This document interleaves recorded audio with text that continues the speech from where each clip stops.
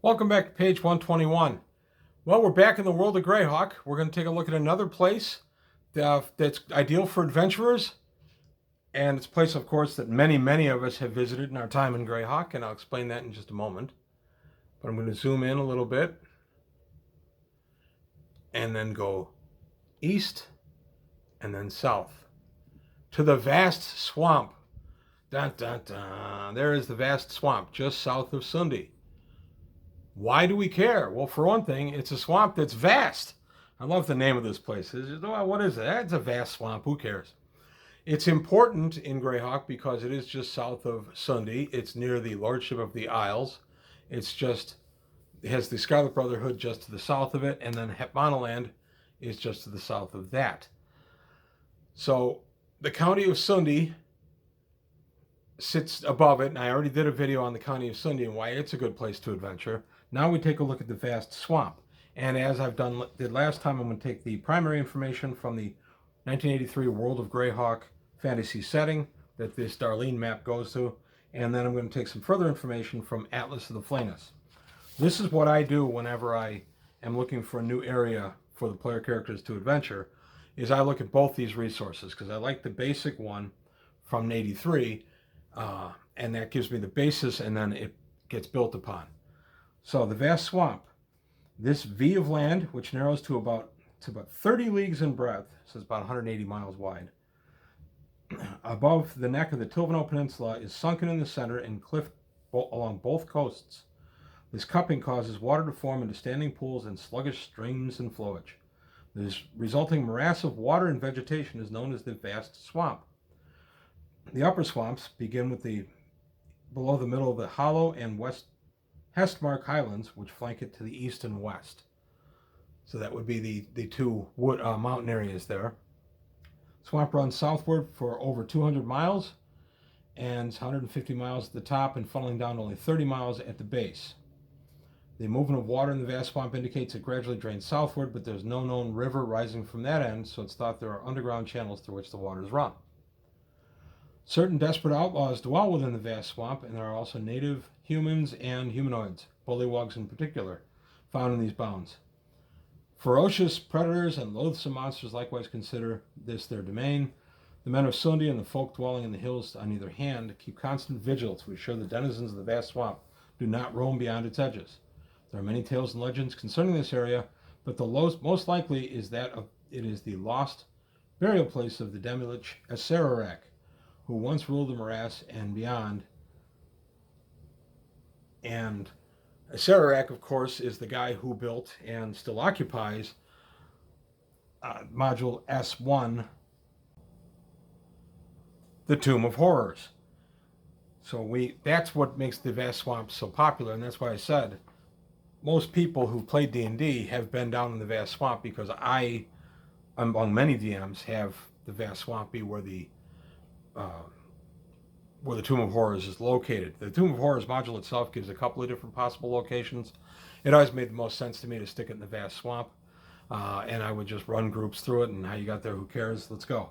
Interesting note, in the late 90s, they did a box set of the Tomb of Horrors. It was an homage to it, and in that box set, we have an actual city that sprung up around the Tomb of Horrors by a cult of followers, and the players have to deal with that to actually get to the Tomb of Horrors and then deal with the tomb below. So interesting. If there's any interest, I might take a look at that in the future on the channel.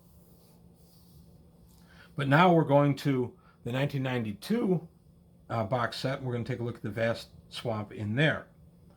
And most of it's the same, but it does talk about monsters such as the will-o'-wisp, giant crocodiles, bullywugs, grungs, lizardmen, troglodytes, all live in this area. There are said to be feral gray elves to the south who are masters of vine swinging.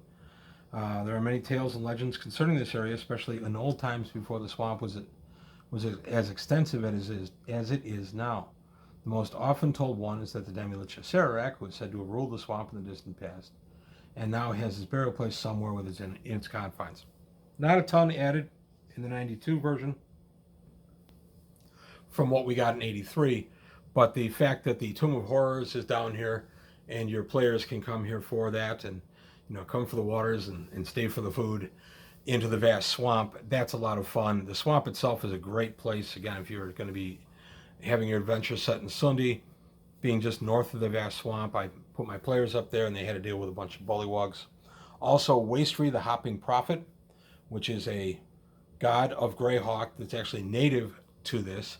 He is a human who thought that frogs were the future and he should be a frog, and eventually through his faith in turning into a frog, he became the Hopping Prophet, a frog-like god, and he is said to live down in the vast swamp. So I think it's kind of neat. You have two big things down there in Greyhawk.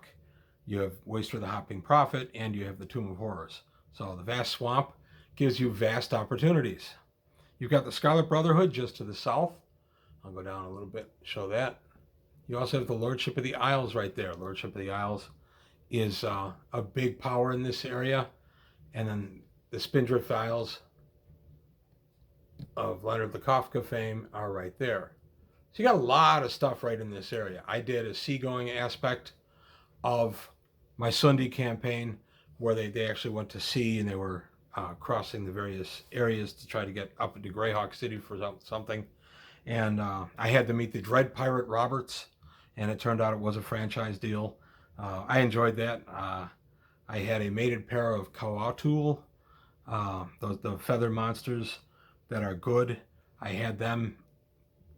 The one mated pair got rescued by the players, and as they were nursing it back to health, the other mate came by, and they sailed with the players for a while. The players took care of them, and they took care of the players. It was a lot of fun, a lot of role-playing, a lot of good interaction with that. But I digress. The vast swamp is where my focus is today. Any kind of swamp adventure you want to do, you can do down there in the vast swamp. So I recommend it. It's a lot of fun. That's it. I mean, you've got Waste of the Hopping Prophet and the Tomb of Horrors lurking down here. There's a lot of adventuring possibility down here. So just be sure your players are up to it. The swamp environment can be deadly by itself. So make sure that your players are a little more experienced and maybe even up in level. Tomb of Horrors, I think, is 10 to 14th level. But let's face it, that's a kill fest as written, whatever your level is. I've modified that in many, many ways to make it more playable for the characters and more enjoyable experience. I've also done it just as a kill fest, just to let the players know what it was originally done to do. But that's all I've got today on page 121. I want to thank you for your time. Thanks for watching. Please take a look at the Patreon, see if you can help me out there, like and subscribe, and I'll see you next time.